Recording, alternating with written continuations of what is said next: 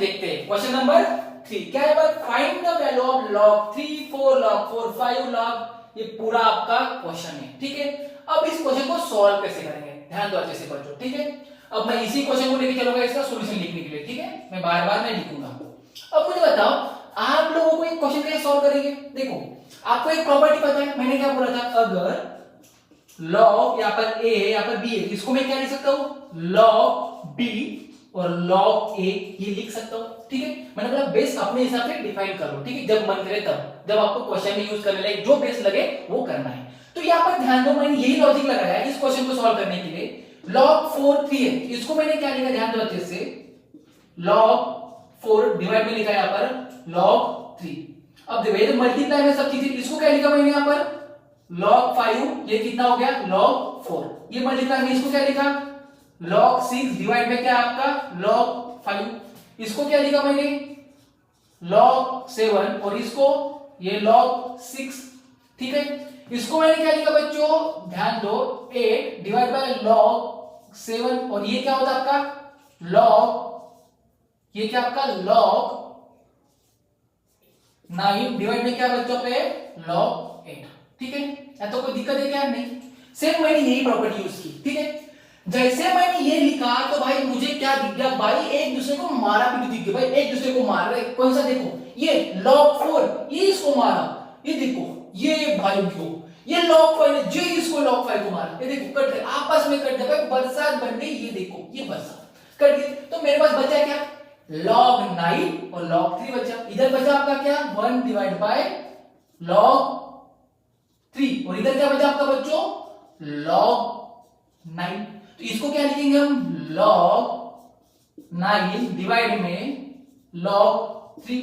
फिर से ऐसा है तो ऐसे लिखेंगे, अगर ऐसा है तो ऐसे, देखो इसको क्या लिख सकता हूं मैं log 3 और 9, अरे बात करेंगे नहीं इसको, ठीक है।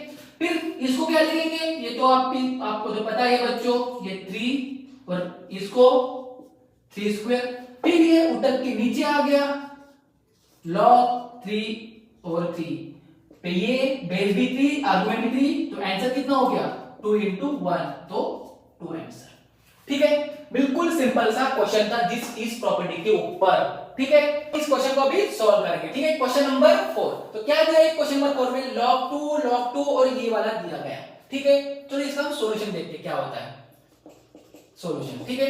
यहां पर आपका क्या है log 2, इधर भी आपका क्या है log 2 है, ठीक है। अब इसके हम थोड़ा अलग से बात करते हैं, ध्यान दो इधर अभी, ये क्या आपका इसका अंडर रूट, इसका under root dot dot dot, ये अंडर रूट, फिर इस अंडर रूट में क्या लिखा आपका 2 लिखा है, और आपके कितने टाइम दिया बच्चों n टाइम्स दिया है, कितना टाइम दिया आपको n टाइम्स दिया है। अब देखो अगर मैंने इसको √2 है तो इसको क्या लिख सकता हूं 1/2, तो मतलब मैंने इसको ऐसे लिखा है n टाइम्स को, ठीक है, इसकी पावर 1/2, अरे है ना।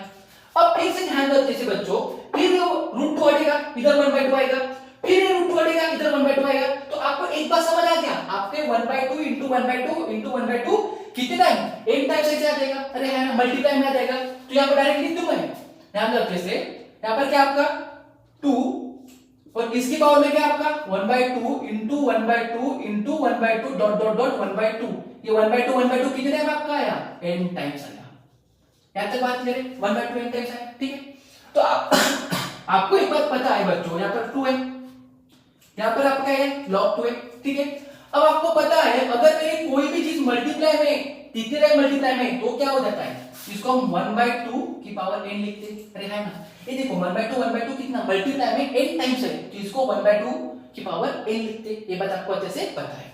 सेकंड बात, अब मुझे बताओ यहां पर log 2 इसकी 2 की पावर में 1/2 n है, तो इसके पावर में ये जो भी पावर में होता है तो आपको पता है क्या हो जाएगा बच्चों, उतर के नीचे आ जाता है, मतलब 1/2 की पावर n इंटू यहां पर क्या है आपका log 2 और इधर 2, कोई दिक्कत नहीं, बेस भी 2 आर्गुमेंट भी 2, तो आंसर कितना 1, तो यहां पर क्या हो गया log 2 1/2 की पावर n, अरे बात करेंगे नहीं, तो ये आंसर कितना 1 हो गया।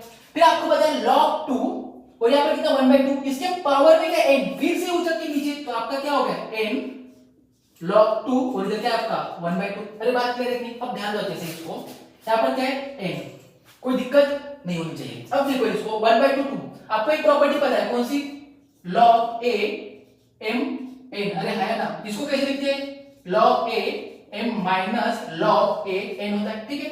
अब यहाँ पर मैं वही प्रॉपर्टी लगाऊंगा, 1/2, तो क्या लिखा मैंने, log 2 1 माइनस log 2 यहाँ पर 2, अरे है ना।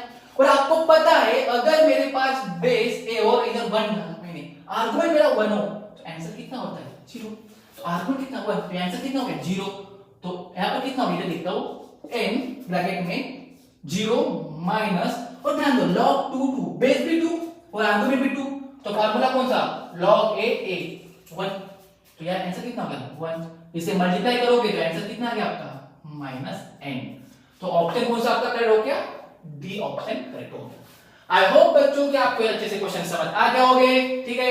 थैंक यू, मिलते हैं नेक्स्ट लेक्चर में।